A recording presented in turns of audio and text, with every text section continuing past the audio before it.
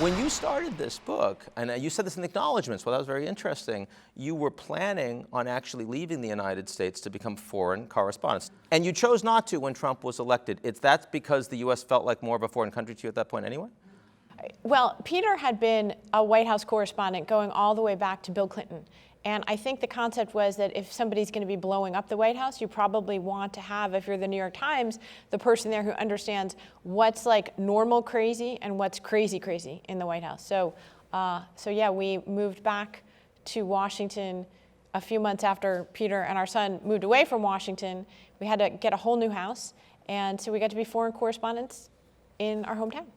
And if you're being foreign correspondents, how are you explaining the United States and the Trump White House to a whole bunch of readers that don't understand him?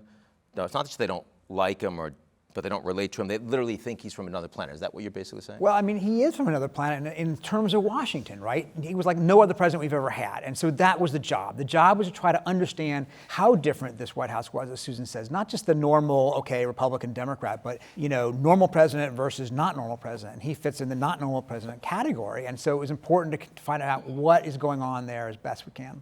What is it that is particularly unusual, new, novel in like not 20 minutes that you're saying, no, here's something, here's why our take together really matters on this really overcovered guy?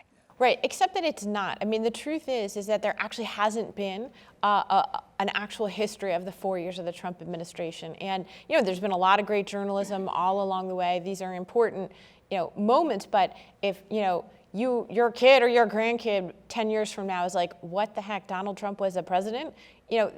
We really wanted to write a book that would put together and show that January 6th and the catastrophic ending of the Trump presidency in 2020, it was not some crazy outlier, that you can just sort of look at what happened at the end, but that really you have to go back and look at all the 4 years to really understand. And then you see very clearly, by the way, that this was not some extreme, bizarre event at the end, but a 4-year war on American institutions.